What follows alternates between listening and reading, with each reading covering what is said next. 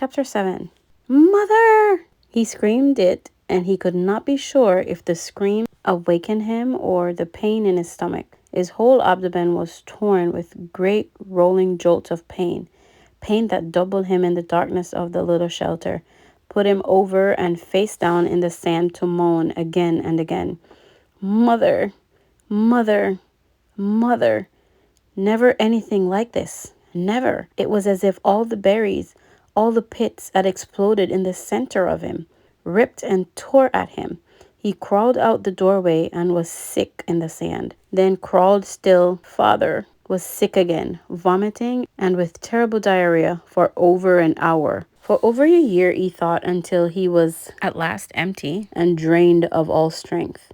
Then he crawled back into the shelter and fell again to the sand, but could not sleep at first, but could do nothing except to lie there, and his mind decided then to bring the memory up again. In the mall, every detail. His mother sitting in the station wagon with the man, and she had leaned across and kissed him, kissed the man with the short blonde hair, and it was not a friendly peck, but a kiss where she turned her head over at an angle and put her mouth against the mouth of the blonde man who was not his father, and kissed mouth to mouth, and then brought her hand up to touch his cheek, his forehead, while they were kissing. And Brian saw it, saw this thing that his mother did with the blonde man, saw the kiss that became the secret that his father still did not know all about. The memory was so real that he could feel the heat in the mall that day, could remember the worry that Terry would turn and see his mother, could remember the worry of the shame of it, and the memory faded and he slept again. Awake, for a second, perhaps two, he did not know where he was still in his sleep somewhere. Then he saw the sun streaming in the open doorway of the shelter and heard the close, vicious whine of the mosquitoes and knew. He brushed his face, completely welted now with 2 days of bites, completely covered with lumps and bites, and was surprised to see the swelling on his forehead had gone down a great deal, was almost gone. The smell was awful, and he couldn't place it. Then he saw the pile of berries at the back of the shelter, remembered the night being sick. Too many of them, he said loud. Too many gut cherries. He crawled out of the shelter and found where he'd messed the sand. He used sticks and cleaned it as best as he could, covered it with clean sand, and went down to the lake to wash his hands and get a drink. It was still very early, only just past true dawn, and the water was so calm he could see his reflection. It frightened him. The face was cut and bleeding, swollen and lumpy, the hair all matted, and on his forehead a cut had healed but left the hair stuck with blood and scab. His eyes were slit in the bite, and he was somehow covered with dirt. He slapped the water with his hand to destroy the mirror. Ugly, he thought. Very, very ugly. And he was, at that moment, almost overcome with self-pity. He was very dirty and starving and bitten and hurt and lonely and ugly and afraid and so completely miserable that it was like being in a pit, a dark, deep pit with no way out.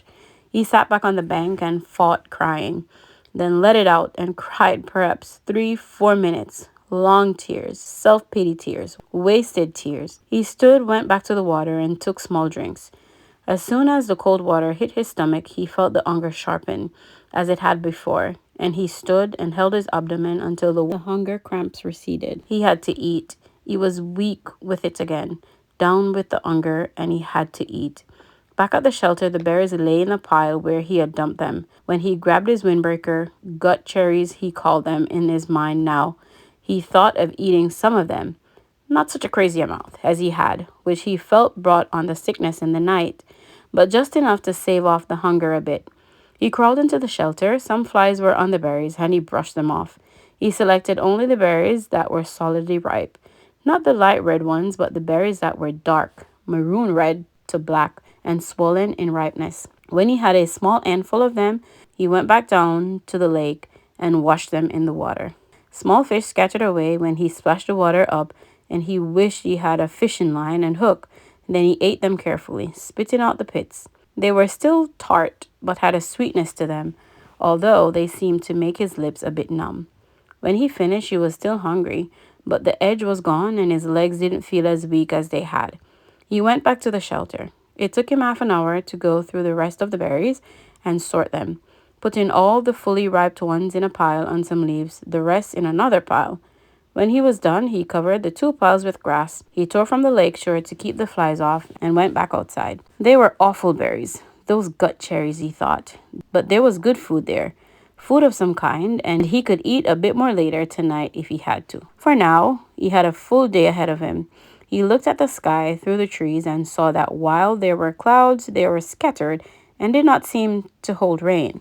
There was a light breeze that seemed to keep the mosquitoes down, and he thought, looking up along the lake shore, if there was one kind of berry, there could be other kinds, sweeter kinds. If he kept the lake in sight as he had done yesterday, he should be all right, should be able to find home again. And it stopped him. He had actually thought it that time. Home. 3 days. No, 2. Or was it 3? Yes.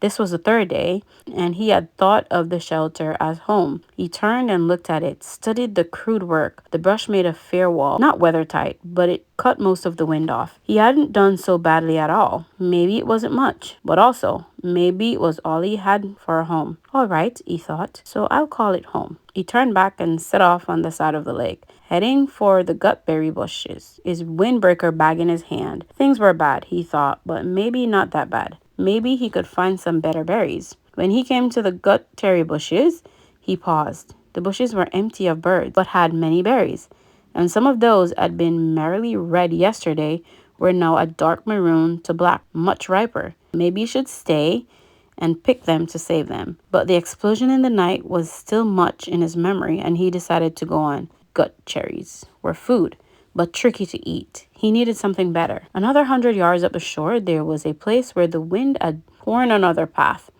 These must have been fierce winds, he thought, to tear places up like this, as they had the path he had found with the plane when he crashed. Here the trees were not all the way down, but twisted and snapped off halfway up from the ground, so their tops were all down and rotted and gone, leaving the snags poking into the sky like broken teeth. It made for tons of dead and dry wood, and he wished once more he could get a fire going. It also made a kind of clearing.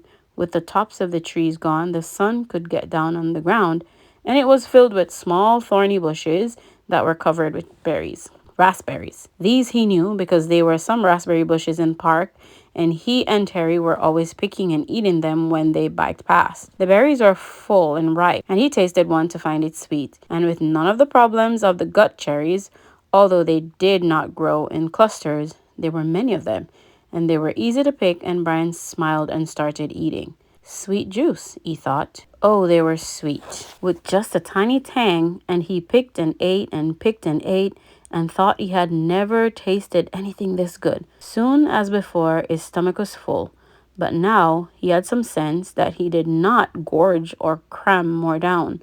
Instead, he picked more and put them in the windbreaker, feeling the morning sun on his back and thinking he was rich with food now, just rich, and he heard a noise to his rear, a slight noise, and he turned and saw the bear. He could do nothing, think nothing. His tongue stained with berry juice stuck to the roof of his mouth, and he stared at the bear. It was black, with a cinnamon-colored nose, not 20 feet from him, and big. No, huge. It was all black fur and huge. He had seen one in the zoo in the city once, a black bear, but it had been from India or somewhere. This one was wild and much bigger than the one in the zoo, and it was right there. The sun caught the ends of the hairs along his back. Shining black and silky, the bear stood on his hind legs, half up, and studied Brian. Just studied him, then lowered itself and moved slowly to the left, eating berries as it rolled along, woofing and delicately using its mouth to lift each berry from the stem. And in seconds it was gone, and Brian still had not moved. His tongue was stuck to the top of his mouth, the tip half out. His eyes were wide and his hands were reaching for a berry. Then he made a sound. A low, it made no sense. It was just a sound of fear or disbelief that something that large could have come so close to him without his knowing. It just walked up to him and could have eaten him, and he could have done nothing. Nothing. And when the sound was half done, a thing happened with his legs, a thing he had nothing to do with, and they were running in the opposite direction from the bear. back toward the shelter. He would have run all the way in panic, but after he had gone perhaps 50 yards, his brain took over and slowed and finally stopped him. If the bear had wanted you, his brain said, he would have taken you. It is something to understand, he thought, not something to run away from. The bear was eating berries, not people. The bear made no move to hurt you, to threaten you. It stood to see you better, study you, then went on its way eating berries. It was a big bear, but it did not want you, did not want to cause you harm, and that is the thing to understand here. He turned and looked back at the stand of raspberries. The bear was gone and the birds were singing. He saw nothing that could hurt him. There was no danger here that he could sense, could feel. In the city at night, there was sometimes danger. You could not be in the park at night, after dark, because of the danger. But here, the bear had looked at him and moved on, and this filled his thoughts. The berries were so good, so good, so sweet and rich, and his body was so empty. And the bear had almost indicated that it didn't mind sharing, had just walked from him. And the berries were so good. And he thought finally, if he did not go back to get the berries, he would have to eat the gut cherries again tonight. That convinced him, and he walked slowly back to the raspberry patch and continued picking for the entire morning, although with great caution. And once, when a squirrel rustled some pine needles at the base of a tree, he nearly jumped out of his skin. About noon, the sun was almost straight overhead. The clouds began to thicken and look dark. In moments, it started to rain, and he took what he had picked and trotted back to the shelter. He had eaten probably 2 pounds of raspberries and had maybe another 3 pounds in his jacket, rolled in a pouch. He made it to the shelter just as the clouds completely opened and the rain roared down in sheets. Soon the sand outside was drenched. There were rivulets running down to the lake. But inside, he was dry and snug. He started to put the picked berries back in the sorted pile with the good cherries, but noticed that the raspberries were seeping through the jacket. They were much softer than the gut cherries and apparently were being crushed a bit with their own weight. When he held the jacket up and looked beneath, he saw a stream of red liquid. He put his finger in it and found it to be sweet and tangy, like pop without the fizz. And he grinned and lay back on the sand, holding the bag up over his face and letting the seepage drip into his mouth. Outside, the rain poured down, but Brian lay back, drinking the syrup from the berries, dry with the pain almost all gone, the stiffness also gone, his belly full and a good taste in his mouth. For the first time since the crash, he was not thinking of himself, of his own life. Brian was wondering if the bear was surprised he had to find another being in the berries. Later in the afternoon, as evening came down, he went to the lake and washed the sticky berry juice from his face and hands, then went back to prepare for the night. While he had accepted and understood that the bear did not want to hurt him, it was still much in his thoughts, and as the darkness came into the shelter, he took the hatchet out of his belt and put it by his head, his hand on the handle, as the day caught up with him and he slept.